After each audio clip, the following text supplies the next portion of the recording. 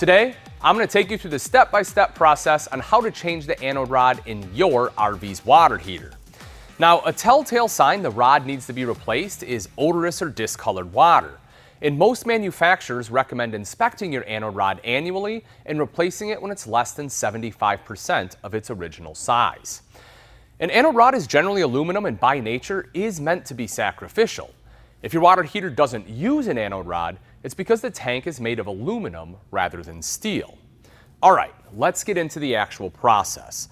The first step is to obtain the proper OEM replacement rod by referring to your water heater owner's manual. Next, you'll need to drain your water heater by opening the pressure relief valve and removing the anode rod using a 1 1/16 inch socket.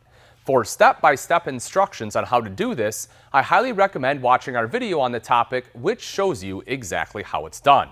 I'll put a link in the description and have a clickable link at the end of this video. Once drained, you'll want to inspect your current rod. If corroded, install a new anode rod and dispose of the old one. You'll want to use some Teflon tape on the threads of the new anode rod to prevent any leaks.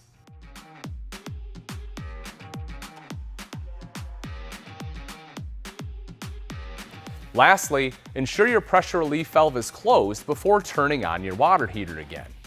Now, if you still notice an unpleasant odor after properly rinsing your water heater and replacing the anode rod, then you may need to actually sanitize your water heater and freshwater system.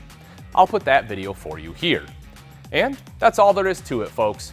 As always, thanks for being part of the C-Dub Sub Club and ensuring you're the first to see brand new videos as soon as they publish.